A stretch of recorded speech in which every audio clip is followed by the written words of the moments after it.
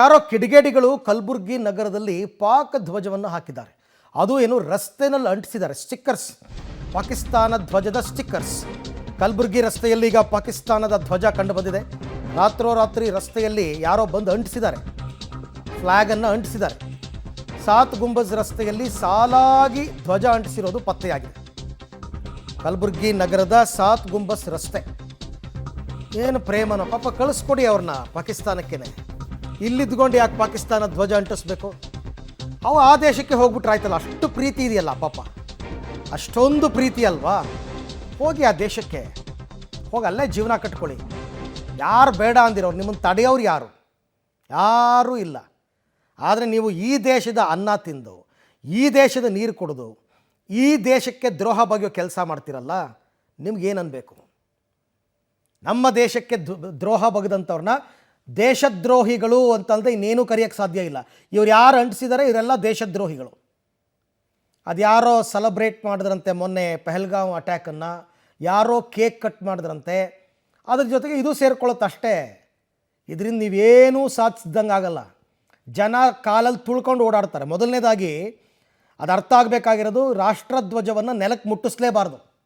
ಅದು ಯಾವುದೇ ದೇಶದ ಧ್ವಜ ಆಗಿರಲಿ, ನೆಲಕ್ಕೆ ಮುಟ್ಟಿಸಿದ್ರೆ ದೇಶಕ್ಕೆ ಮಾಡಿದ ಅಪಮಾನ ಅದು. ಇವನು ಅದನ್ನು ತಂದು ಸ್ಟಿಕ್ಕರ್ನ ರೋಡಲ್ಲಿ ಅಂಟಿಸಿದ್ದಾನೆ. ಇವನಿಗೆ ಭಾಷಾ ಪ್ರೇಮ ಅಂದರೂ ಗೊತ್ತಿಲ್ಲ, ದೇಶ ಪ್ರೇಮ ಅಂದರೂ ಗೊತ್ತಿಲ್ಲ ಈತನಿಗೆ. ಅದನ್ನು ಜನ ತುಳ್ಕೊಂಡು ಓಡಾಡಿದ್ದಾರೆ. ಒಂದು ಥರದಲ್ಲಿ ಒಳ್ಳೆಯದೇ ಬಿಡಿ, ಜನ ಆ ಧ್ವಜನ ತುಳ್ಕೊಂಡೇ ಓಡಾಡಲಿ. ಏನೀಗ ಈ ಬಗ್ಗೆ ಮತ್ತಷ್ಟು ಮಾಹಿತಿ ನನ್ನ ಕೊಲೀಗ್ ಪ್ರವೀಣ್ ರೆಡ್ಡಿ ಅವರಿಂದ ಪಡ್ಕೊಳ್ಳೋಣ. ಪ್ರವೀಣ್, ಈಗ ದೇಶ ಪ್ರೇಮ ಅಂತಂದರೆ ಅದನ್ನು ಹಾರಿಸ್ಬೇಕಾಗಿತ್ತು, ಯಾವುದಾದ್ರೂ ಗುಂಬಸ್ ಮೇಲೋ ಎಲ್ಲರೂ ಹಾರಿಸ್ಬೇಕಾಗಿತ್ತು. ನೆಲದ ಮೇಲೆ ಅಂಟಿಸಿರೋದು ಯಾಕೆ ಅಂತ ನಂಗೆ ಅರ್ಥ ಆಗ್ತಿಲ್ಲ. ಜನ ಎಲ್ಲ ತುಳ್ಕೊಂಡು ಓಡಾಡ್ತಾರೆ. ತುಳ್ಕೊಂಡು ಓಡಾಡಿದ್ರೆ ಆ ದೇಶಕ್ಕೆ ಮಾಡಿದ ಅವಮಾನ ಅಲ್ವಾ ಅದು? ಯಾರಿದು ಮಾಡಿರೋದು, ಏನಿದೆ ಇದ್ರ ಬಗ್ಗೆ ಹೆಚ್ಚಿನ ಡೀಟೇಲ್ಸ್ ಅಂತ? ಅರವಿಂದ್, ಇದು ಈಗ ಸದ್ಯ ಅಂದರೆ ಕಲಬುರಗಿಯ ಪೊಲೀಸರಿಗೆ ಅಂದರೆ ನಿದ್ದೆಗೆಡಿಸಿದೆ ಅಂತ ಹೇಳ್ಬೋದು. ಯಾಕಂದರೆ ಈಗಾಗಲೇ ಏನಂತಂದರೆ ಈ ರೀತಿಯಾಗಿ ಕಲಬುರಗಿಯ ಜಗತ್ ವೃತ್ತದ ಬಳಿಕ ಏನಂದರೆ ಅದೇ ರೀತಿಯಾಗಿ ಕಲಬುರಗಿಯ ಈ ಒಂದು ನ್ಯಾಷನಲ್ ಚೌಕ್ ಅಂದರೆ ಇಲ್ಲಿ ಸಾತ್ ಗುಂಬಜ್ ಅಂತಾರೆ, ಆ ಒಂದು ಪ್ರದೇಶದಲ್ಲೂ ಕೂಡ ಸಾಲಾಗಿ ರಸ್ತೆಗಳ ಮೇಲೆ ಅಂದರೆ ಪಾಕಿಸ್ತಾನದ ಸ್ಟಿಕ್ಕರ್ಗಳನ್ನು ಅಂಟಿಸಿದ್ದಾರೆ. ಅದರ ಮೇಲೆ PKMKB ಅನ್ನುವಂತಹ ಅಕ್ಷರಗಳನ್ನು ಕೂಡ ಇಲ್ಲಿ ಬರೆದಿರೋದನ್ನು ನೀವು ನೋಡ್ತಾ ಇದ್ದೀರಾ. ಏನಂದರೆ ಯಾರು ಈ ರೀತಿಯಾಗಿ ಸ್ಟಿಕ್ಕರ್ಗಳನ್ನು, ಈ ಪಾಕಿಸ್ತಾನದ ಸ್ಟಿಕ್ಕರ್ಗಳನ್ನು ಅಂಟಿಸಿರೋದು ಅನ್ನೋದು ಸದ್ಯ ಪೊಲೀಸರಿಗೆ ಏನಂದರೆ ತಿಳಿದಂತಾಗಿದೆ. ಪ್ರಮುಖವಾಗಿ ಅಂತ ನೋಡೋದಾದರೆ ಕಲಬುರಗಿಯ ಜಗತ್ ವೃತ್ತದಲ್ಲಿ ಏನೋ ರಿಮೂವ್ ಮಾಡಿದ್ದಾರೆ, ಆದರೆ ಪೊಲೀಸರಿಗೆ ಇಲ್ಲಿವರೆಗೂ ಕೂಡ ಒಂದು ಸ್ಪಷ್ಟವಾಗಿಲ್ಲ ಈ ರೀತಿಯಾಗಿ ರಾತ್ರೋರಾತ್ರಿ ಹಚ್ಚುವಂತಹ ಉದ್ದೇಶವೇನಿತ್ತು ಅಂತೇಳಿ. ಸದ್ಯ ಈಗ ಬಜರಂಗ ದಳದ ಒಂದಿಷ್ಟು ಕಾರ್ಯಕರ್ತರೇನೋ ಕಲಬುರಗಿಯ ಬ್ರಹ್ಮಪುರ್ ಪೊಲೀಸ್ ಠಾಣೆಗೆ ಬಂದಿದ್ದಾರೆ. ಆದರೆ ಅವರು ಏನು ಕ್ಲೇಮ್ ಮಾಡೋಕ್ಕೆ, ದೂರು ಕೊಡೋಕ್ಕೆ ಬಂದಿದ್ದಾರಾ, ಏನು ರಾತ್ರೋರಾತ್ರಿ ಪಾಕಿಸ್ತಾನದ ಮೇಲಿರುವಂಥ ಸಿಟ್ಟಿಗೆ ಈ ರೀತಿಯಾಗಿ ನಾವು ಅಂಟಿಸಿದ್ದೀವಿ ಅಂತ ಹೇಳೋಕ್ಕೆ ಬಂದಿದ್ದಾರೆ ಅನ್ನೋದು ಇನ್ನೂ ಕೂಡ ಸ್ಪಷ್ಟವಾಗಿಲ್ಲ. ಅವರ ಇನ್ನೊಂದಿಷ್ಟು ಮುಖಂಡರು ಕೂಡ ಆ ಒಂದು ಬ್ರಹ್ಮಪುರ್ ಪೊಲೀಸ್ ಠಾಣಾ ವ್ಯಾಪ್ತಿಗೆ ಬರ್ತಾ ಇದ್ದಾರೆ. ಸದ್ಯ ಏನಂತಂದರೆ ಕಲಬುರಗಿಯಲ್ಲಿ ಈ ರೀತಿಯಾಗಿ ಸ್ಟಿಕ್ಕರ್ಗಳನ್ನು ಹಚ್ಚಿರೋದಕ್ಕೆ ಸಹಜವಾಗಿಯೇ ದೇಶ ಪ್ರೇಮಿಗಳಲ್ಲಿ ಆಕ್ರೋಶವನ್ನು ತರಿಸ್ತಾ ಇದೆ.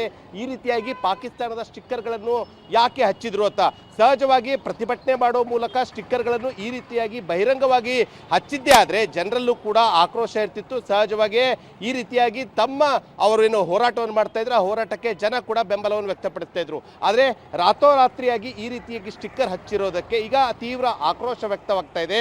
ಯಾಕಂದರೆ ಇದೇ ಕಲಬುರಗಿಯ ಸಾತ್ ಗುಂಬಜ್ ಈ ಒಂದು ಪ್ರದೇಶ ನೋಡ್ತಾ ಇದ್ದೀರಾ, ಇಲ್ಲೇ ಒಂದು ಮನೆ ಮೇಲೆ ಅಂದರೆ ಈ ಹಿಂದೆ ಒಂದು 4 ವರ್ಷದ ಕೆಳಗಡೆ ಪಾಕಿಸ್ತಾನ್ ಜಿಂದಾಬಾದ್ ಅಂತೇಳಿ ಗೋಡೆಯ ಮೇಲೆ ಬರಹವನ್ನು ಬರೆದಿದ್ರು. ಅದಾದ ಬಳಿಕ ಇಲ್ಲಿ ಏನಂದರೆ ಇವತ್ತು ಸ್ಟಿಕ್ಕರ್ಗಳನ್ನು ಅಂಟಿಸಿದ್ದಾರೆ. ಈ ಒಂದು ಸ್ಟಿಕ್ಕರ್ಗಳನ್ನು ನೋಡಿದಂಥ ಇಲ್ಲಿನ ಕೆಲ ಮುಸ್ಲಿಂ ಮಹಿಳೆಯರು ಆ ಒಂದು ಸ್ಟಿಕ್ಕರ್ಗಳನ್ನು ಇಲ್ಲಿಂದ ರಿಮೂವ್ ಮಾಡ್ತಾರೆ. ರಿಮೂವ್ ಮಾಡಿ ಇಲ್ಲಿ ಯಾರು ಕೂಡ ಪಾಕಿಸ್ತಾನದ ಪ್ರೇಮಿಗಳಿಲ್ಲ, ನಾವು ಪಾಕಿಸ್ತಾನದ ವಿರೋಧಿಗಳಾಗಿದ್ದೇವೆ, ಇದನ್ನು ಜಗಳ ಹಚ್ಚೋದಕ್ಕಾಗಿ ಈ ಒಂದು ಸರ್ಕಲ್ನಲ್ಲಿ ಏನಂದರೆ ಸ್ಟಿಕ್ಕರ್ಗಳನ್ನು ಅಂಟಿಸಿದ್ದಾರೆ ಅಂತೇಳಿ ಆ ಎಲ್ಲ ಪಾಕಿಸ್ತಾನದ ಫ್ಲಾಗ್ ಇರುವಂತಹ ಏನು ಸ್ಟಿಕ್ಕರ್ಗಳಿದು ಆ ಎಲ್ಲ ಸ್ಟಿಕ್ಕರ್ಗಳನ್ನು ಅವರು ರಿಮೂವ್ ಮಾಡೋ ಮೂಲಕ ತಮ್ಮ ಆಕ್ರೋಶವನ್ನು ವ್ಯಕ್ತ ಮಾಡಿದ್ದಾರೆ.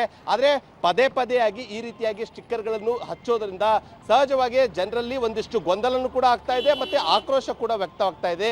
ಹೀಗಾಗಿ ಯಾರು ಈ ಸ್ಟಿಕ್ಕರ್ಗಳನ್ನು ಹಚ್ಚಿದ್ರು, ಯಾವ ಉದ್ದೇಶಕ್ಕೆ ಈ ಸ್ಟಿಕ್ಕರ್ಗಳನ್ನು ಹಚ್ಚಿದ್ರು ಎಂಬುದರ ಬಗ್ಗೆ ಈಗ ಪೊಲೀಸರ ತನಿಖೆಯಿಂದ ಸ್ಪಷ್ಟವಾಗಬೇಕಾಗಿದೆ. ಅರವಿಂದ್, ಪ್ರವೀಣ್, ನೀವು ತೋರಿಸ್ತಾ ಇದ್ದ ಪಾಕಿಸ್ತಾನದ ಫ್ಲ್ಯಾಗ್ಗಳಲ್ಲಿ PKMKB ಅಂತ ಬರೆದಿರೋದು ನೋಡಿದೆ ನಾನು. PKMKB ಅಂತಂದರೆ ಈ ಪಾಕಿಸ್ತಾನದ ಪರ ಪ್ರೀತಿ ತೋರಿಸುವಂತಹ ಗುಂಪುಗಳಿರ್ತವಲ್ಲ, ಆ ಗುಂಪುಗಳು ಶಾರ್ಟ್ ಫಾರ್ಮ್ನಲ್ಲಿ ಬರ್ಕೋತಾರೆ PKMKB ಅಂತ.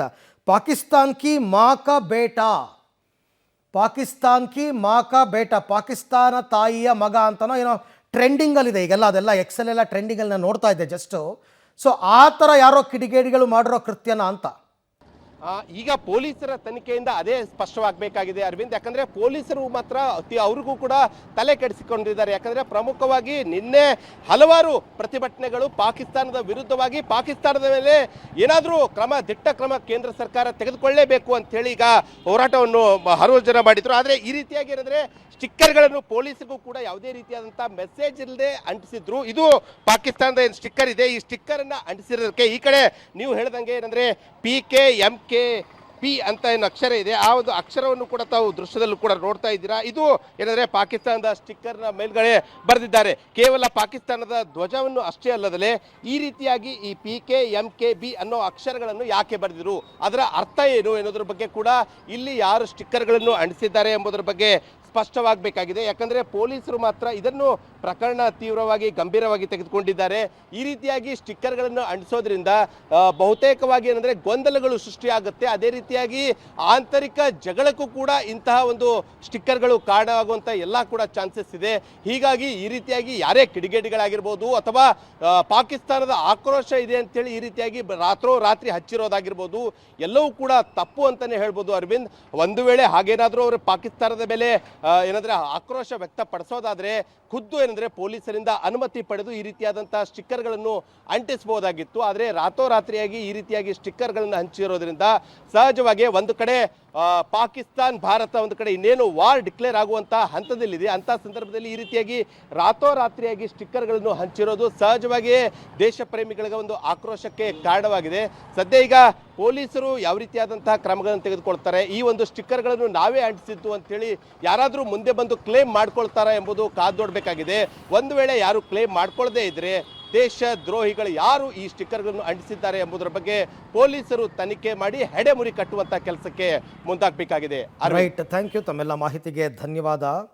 ನೋಡಿ, ಆ ಪಾಕಿಸ್ತಾನ್ PKMKB ಅಂತ ಬೇರೆ ಬರೆದಿದ್ದಾರೆ, ಪಾಕಿಸ್ತಾನ್ ಕಿ ಮಾ ಕಾ ಬೇಟ ಅಂತ.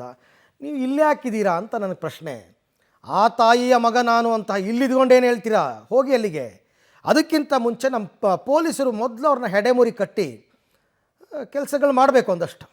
ಕಲಬುರಗಿಯಲ್ಲಿ ರಸ್ತೆ ಮೇಲೆ ಪಾಕಿಸ್ತಾನದ ಧ್ವಜವನ್ನು ಸಾಲಾಗಿ ಅಂಟಿಸಿದ್ರು ಅಂತ ಸರ್, ಈಗ ಪೊಲೀಸ್ ರಿಮೂವ್ ಮಾಡ್ತಾ ಇದ್ದಾರೆ. ಅದು ನನಗೆ ಗೊತ್ತಿಲ್ಲ, ನನ್ನ ಗಮನಕ್ಕೆ ಇನ್ನೂ ಬಂದಿಲ್ಲ. ವಿಚಾರಿಸ್ತೀನಿ. ನೀವು ಹೇಳಿದ್ರಲ್ಲ, ವಿಚಾರಿಸ್ತೀನಿ. ಸರ್, ಕಲಬುರಗಿಯಲ್ಲಿ ರಸ್ತೆ ಮೇಲೆ ಪಾಕಿಸ್ತಾನದ ಧ್ವಜವನ್ನು ಸಾಲಾಗಿ ಅಂಟಿಸಿದ್ರು ಅಂತ ಸರ್, ಈಗ ಪೊಲೀಸ್ ರಿಮೂವ್ ಮಾಡ್ತಾ ಇದ್ದಾರೆ. ಅದು ನನಗೆ ಗೊತ್ತಿಲ್ಲ, ನನ್ನ ಗಮನಕ್ಕೆ ಇನ್ನೂ ಬಂದಿಲ್ಲ. ನಮ್ಮ ಹೋಮ್ ಮಿನಿಸ್ಟ್ರಿಗ ಇವೆಲ್ಲ ಗೊತ್ತೇ ಆಗಲ್ಲ. ನನಗೆ ಗೊತ್ತಿಲ್ಲ ಅಷ್ಟೇ, ಸಿಂಪಲ್. ನೀವೇನೇ ಪ್ರಶ್ನೆ ಕೇಳಿದ್ರು ನಂಗೆ ಗೊತ್ತಿಲ್ಲ, ನನಗಿನ್ನೂ ಮಾಹಿತಿ ಬಂದಿಲ್ಲ. ಮಾಹಿತಿ ತರಿಸ್ಕೊತೀನಿ. ಏನು ಕಲಬುರಗಿಯಿಂದ ಫೈಲ್ ಬರಬೇಕಾ ಇಲ್ಲಿಗೆ? ಅಲ್ಲಿ ಕಮಿಷನರ್ಗೆ ಫೋನ್ ಮಾಡಿ ಒಂದು ಮಾಹಿತಿ ಪಡ್ಕೊಳಕ್ಕಾಗಲ್ಲ, ಅದು ಅವರೇ ಬ್ರೀಫ್ ಮಾಡಲ್ಲ. ಇಂಥ ವಿಚಾರಗಳಲ್ಲಿ ಜಾಣ ಮೌನ, ಮಾತಾಡಲ್ಲ, ಮಾತೇ ಆಡಲ್ಲ. ಅವನು ಗೊತ್ತಿಲ್ಲ ರೀ ನನಗೆ. ಅವನು ಯಾವನಾರು ಆ ಥರ ಅಂಟಿಸಿದ್ರೆ ದೇಶದ್ರೋಹಿನ ಒದ್ದು ಒಳಗಾಗ್ತೀವಿ ಅಂತ ಒಂದು ಮಾತು ಬರಲಿಲ್ಲ ಇವ್ರ ಬಾಯಲ್ಲಿ.